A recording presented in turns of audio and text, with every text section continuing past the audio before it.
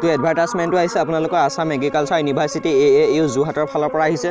আৰু এগ্ৰিকালচাৰ ইউনিভাৰ্চিটিত আপোনালোকৰ পোষ্টবিলাক খালী হৈছে বিভিন্ন ধৰণৰ তাৰে প্ৰথম পোষ্টটো হৈছে মেনেজাৰ আছে ইভলিউশ্যন মেনেজমেণ্ট তাৰ কাৰণে কোৱালিফিকেশ্যন বিচাৰিছে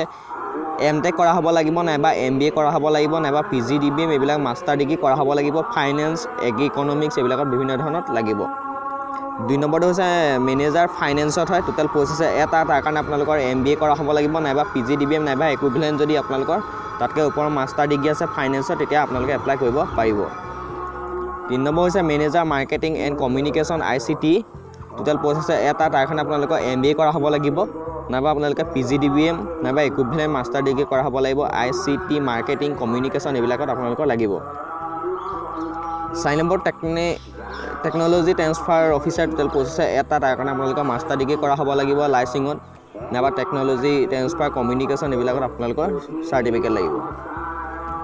5 নম্বৰ পোষ্টটো হৈছে content developer manager total post এটা আছে তাৰ কাৰণে আপোনালোকৰ মাষ্টাৰ ডিগ্ৰী কৰা হ'ব লাগিব মাছ কমিউনিকেশ্যনত ফৰ UGC ৰিকগনাইজড ইনষ্টিটিউট নাইবা ইউনিভাৰ্চিটিৰ পৰা হ'ব লাগিব 6 নম্বৰটো হৈছে admin and finance officer total post আছে এটা তাৰ কাৰণে আপোনালোকে গ্ৰেজুৱেট ডিগ্ৰী কৰা হ'ব লাগিব এডমিনিষ্ট্ৰেশ্যন নাইবা মেনেজমেণ্ট নাইবা HR এণ্ড ফাইনেন্সত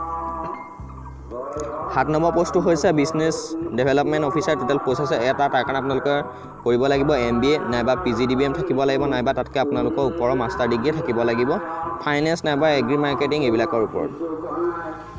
8 নম্বৰ পোষ্টটো হৈছে ৰিচাৰ্চ এনালিষ্ট টোটেল পোষ্ট আছে এটা তাৰ কাৰণে আপোনালোকে বেচেলৰ ডিগ্ৰী কৰা হ'ব লাগিব টেকন'লজি নাইবা ছায়েন্সত নাইবা ইকনমিক্সত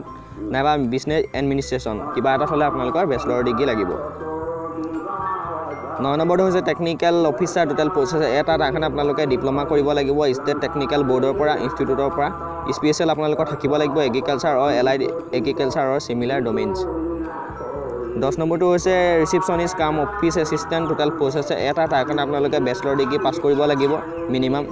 অনলি আপোনালোকে ডিগ্ৰী পাছ কৰিলে পোষ্টত এপ্লাই কৰিব পাৰিব চালাই দিছে 20,000 টকা এজ তথা বয়সটো হৈছে আপোনালোকৰ 21 বছৰৰ পৰা 50 বছৰৰ ভিতৰত হ'ব লাগিব হাউ টু এপ্লাই কৰিবৰ কাৰণে আপোনালোকে লাষ্ট ডেট পাইছে 8 এপ্ৰিল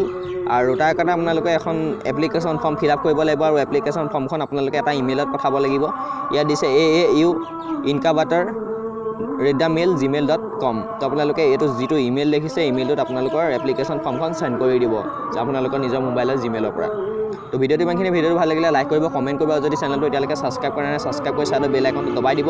লগতে আপোনালোকৰ যোনখিনি ফ্ৰেণ্ড আছে ফ্ৰেণ্ডসকলক ভিডিঅ'টো শ্বেয়াৰ কৰি দিব তো এতিয়ালৈ ইমানেই ধন্যবাদ